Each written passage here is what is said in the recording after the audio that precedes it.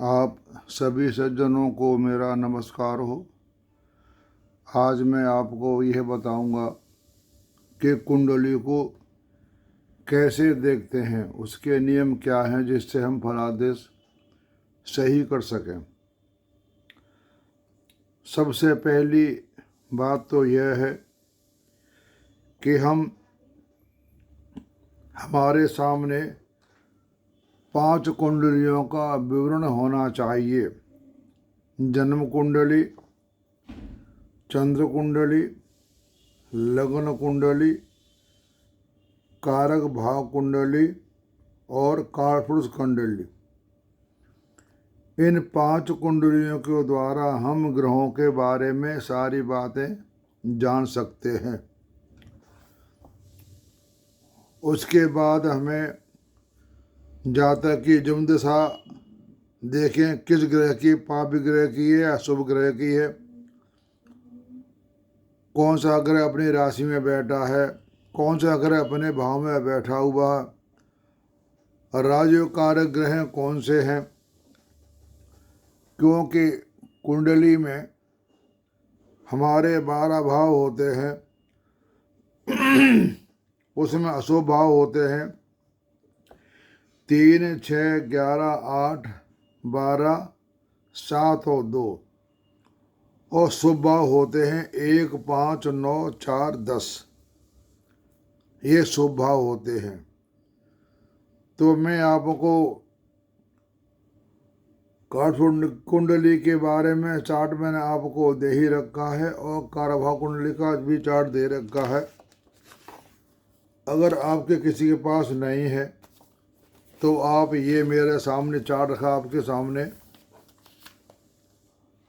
इसको आप नोट कर लें। ये काल भाव, ये भावकार पुरुष कुंडली है और ये भावकारक ग्रह की कुंडली है। ये आप दोनों चीज नोट कर लें।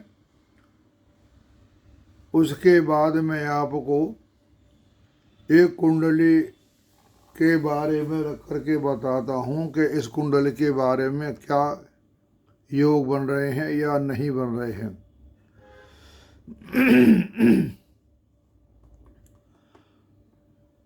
और एक बात आपको बता देता हूँ, आपने कोई भी कुंडली देखनी है तो मैंने अभी 5 जो कुंडली बताई थी उसमें एक कुंडली और है।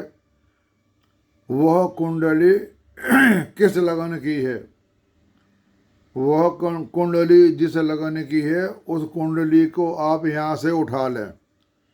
ये मेरे पास चार्ट दशा स्वरूप का यहाँ से जिस लगन की कुंडली है उस लगन की कुंडली को आप वहाँ लिख लें। उससे आपको यह पता पड़ जाएगा कि इसमें पापी ग्रह कौन से हैं और राजयोग कारक ग्रह कौन से हैं। और मैं आपको बात बता देता हूँ, पूर्ण राजयोग कारक ग्रह आपकी वृष लगन कुंडली, कर्क कुंडली, धनु लगन, कन्या लगन की, तुला लगन की, यानी वृष लगन कुंडली में शनि राजयोग कारक होता है, कर्क कुंडली में मंगल राजयोग कारक ग्रह होता है, कन्या लगन में बुध राजयोग कारक ग्रह होता है, तुला लगन में शनि राजयोग कारक ग्रह होता है, धनु लगन में सूर्य राजयोग कारक ग्रह होता है, कुंभ लगन में शुक्र राजयोग कारक ग्रह होता है, मकर लगन में शुक्र राजयोग का ग्रह होता है, कुंभ लगन में शुक्र और मीन लगन में शुक्र, तीनों 10, 11, 12 लगनों में शुक्र ही राजयोग कारक ग्रह होता है। और जो हमारी कुंडली है मेष लगन, मिथुन लगन, सिंह लगन और मंगल, इसमें राजयोग कारक जैसे मंगल है, बुध है, सूर्य है, शनि है। ये राजयोग कारक पूर्ण नहीं होते, ये सम होते हैं। अब मैं आपको एक कुंडली के बारे में बता रहा हूँ। इस जातक का जन्म है 18 मई 1997, 10 बजे दिल्ली का। तो ये मैंने यहाँ लिस्ट बना ली है। ये है जन्म लगन, ये है चंद्र लगन, ये कुंडली कर्क लगन की है। तो दशा स्वरूप कुंडली से हमने कर्क लगन की कुंडली यहाँ बना ली है। अब हम देख रहे हैं कर्क लगन में बुध शुक्र शनि पापी ग्रह हैं और राजयोग कारक इसमें है मंगल है, क्योंकि मंगल दशम भाव का स्वामी त्रिकोण भाव का स्वामी होता है। इसलिए कर्क लगन में इसके लिए सबसे ज़्यादा ग्रह मंगल राजयोग कारक ग्रह होता है। अब हम ग्रहों को ये देखते हैं कि कुंडली में ग्रह कितने उस जातक के पक्ष में हैं। यहाँ हमने जन्म दशा नोट कर ली। इस जातक की जन्म दशा है चंद्रमा की।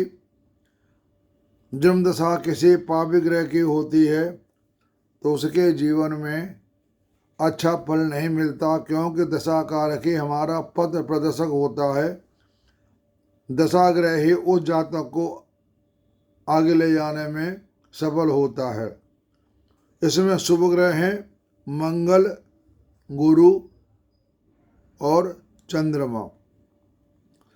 पाप ग्रह हैं बुध 3 भाव का स्वामी, शुक्र 11 भाव का स्वामी और गुरु 6 भाव का स्वामी। अपनी राशि में ग्रह शुक्र बैठा हुआ है। अपनी राशि शुक्र बैठा हुआ है, लेकिन शुक्र बैठा हुआ तो है, लेकिन ये 11 भाव है। 11 भाव में शुभ ग्रह बैठा होता है तो फल का खराब कर देता है और उसका फल अच्छा नहीं होता है। फिर 11 भाव बैठा तो शुक्र इसका यहाँ खराब हो गया।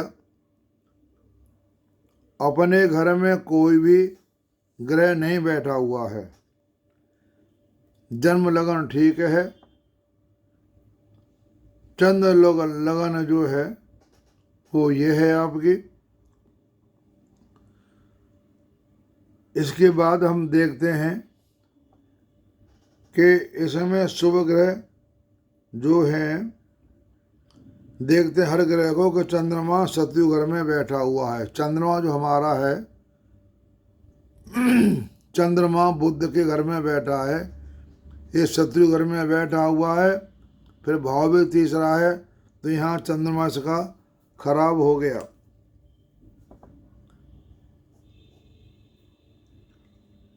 मंगल जो ग्रह हमारा ये बैठा हुआ है सूर्य मित्र राशि में, लेकिन ये मारक भाव है तो लेकिन मित्र राशि में बैठा हुआ है तो ये यहाँ पर ठीक है।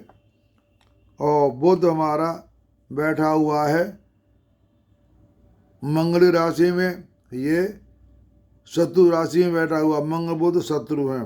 गुरु हमारे शनि राशि में बैठे हुए हैं, ये है सम। शुक्र 11 भाव बैठा हुआ, ये खराब हो गया। सूर्य शत्रु राशि में बैठ गया, इसमें सूर्य भी खराब हो गया। यानी कहने का मतलब ये है कि इस कुंडली में इसके पक्ष में ग्रह बहुत कम है। सिर्फ ये एक तो मंगल हो गया, ये ठीक है इसके लिए, और ग्रहों की स्थिति के लिए ठीक नहीं है। फिर मैंने यहाँ ये कुंडली आप कोई भी बनाए तो पहले आप ये देख लें कौन सा भाव खाली है और कौन सा भाव पर ग्रह की दृष्टि है या नहीं, तो ये आप देख लें। इसमें 12वां भाव पर ना कोई ग्रह बैठा हुआ है ना कोई दृष्टि है, इसका ये भाव खराब हो गया, क्योंकि इस भाव से हम सैया सुख भी देखते हैं, और बाहर इसका जाना है, विदेश में जाना है वो देखते हैं। तो ऐसा लिंक इस कुंडली में कुछ भी नहीं है, ना कोई ग्रह बैठा है, ना कोई ग्रह देख रहा है। छठा भाव होता है, इसमें ना कोई ग्रह बैठा है और ना ही कोई ग्रह देख रहा है। और ये पराक्रम का भी घर होता है, इसका पराक्रम यहाँ आकर के खराब हो गया है। यानी ले दे करके इस कुंडली में इसके लिए सिर्फ मंगल ही ठीक है। अब मंगल एक ग्रह है, तो एक ग्रह उसके लिए क्या करेगा। फिर इसमें हम देख रहे हैं कि पूर्ण परमात्मा अंश जो ग्रह हैं वो यहाँ बैठे हुए हैं, मंगल राहु चंद्रमा। इस पक्ष में तीन ही ग्रह हैं, तीन ही ग्रह होते हैं तो कुछ नहीं कर सकते। कम से कम 5 ग्रह तो होना ही चाहिए, तभी वो सफलता प्राप्त करता है। मंगल राहु चंद्र पूर्ण परमात्मा अंश है, और इस साइड में हमारा है से सूर्य है। पूर्ण परमात्मा अंश ग्रह 4 होते हैं, मंगल, चंद्र, सूर्य और राहु। अब हम देखते हैं इस कुंडली में इसका सुख कैसा है। सुख हम हमेशा चौथे भाव से देखते हैं, किसी का सुख देखना हो तो चौथे भाव से देखेंगे। इसका हम देखते हैं सुख।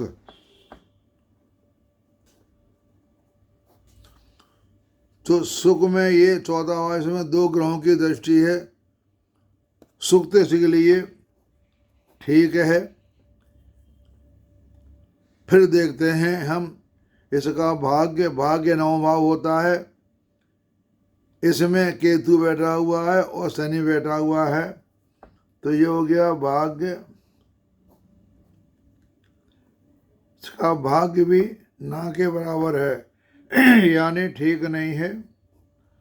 इसके कर्म भाव हमारा ये हो गया। इस कर्म भाव को 1 2 3 4 5 6 1 2 3 4 5 6 7 8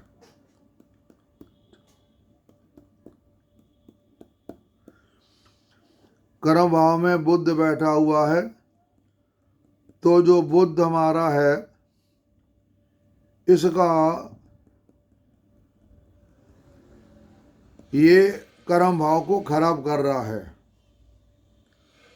जो हमारी कारपुरुष कुंडली होती है, ये रे भावकारक ग्रह जो होते हैं बुध, भावकारक कुंडली के हिसाब से कोई ग्रह अपने घर में बैठा है तो वो उस भाव का नाश करता है। तो ये यहाँ पर बुध बैठ गया, इसके कर्म का खराब कर दिया, कर्म खराब हो गया इसका। बुध बैठा हुआ इसलिए सुख है इसको, भाग्य भी ठीक नहीं है, कर्म भी ठीक नहीं है। तो इसका ना भाग्य साथ दे रहा, ना कर्म साथ दे रहा। और इसका हम देखते हैं कि माँ का सुख 1 2 3 4 1 2 3 4। मैं माँ से भी इसको कोई हेल्प नहीं मिलनी है, मेरे को सुख नहीं मिलना है माँ से। चंद्रमा से हम 14 घरों सुख देखते हैं, 1 2 3 4। यहाँ ना कोई ग्रह बैठा हुआ है, ना कोई ग्रह देख रहा है।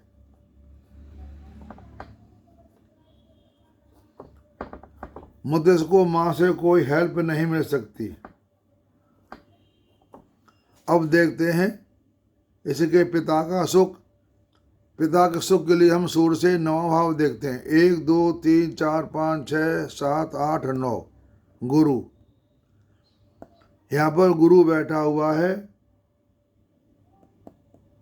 9 1 2 3 4 5 6 7 8 9 1 2 3 4 5 गुरु बैठा हुआ है। पिता सुख,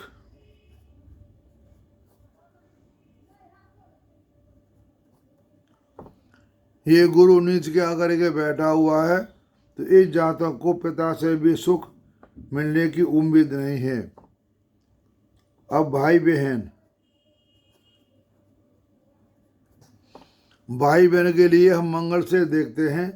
तीसरा घर 1 2 3, 1 2 3 ये है। यहाँ पर कोई ग्रह तो नहीं बैठा हुआ है। यहाँ पर बुध की दृष्टि है। यहाँ 2 ग्रहों की दृष्टि है। 1 2 3, 1 2 3 4, 1 2 3।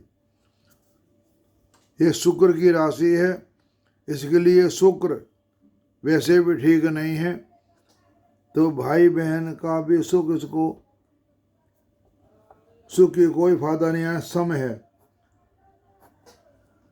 तो ये मैंने आपको सुख के बारे में बता दिया, भाग्य के बारे में बता दिया, माँ के सुख के बारे में बता दिया, पिता के सुख के बारे में बता दिया और भाई बहन के सुख के बारे में बता दिया। तो ये नियम आप लागू करके देखेंगे तो कुंडली का जो फलादेश है वो अब एकदम सटीक बैठेगा।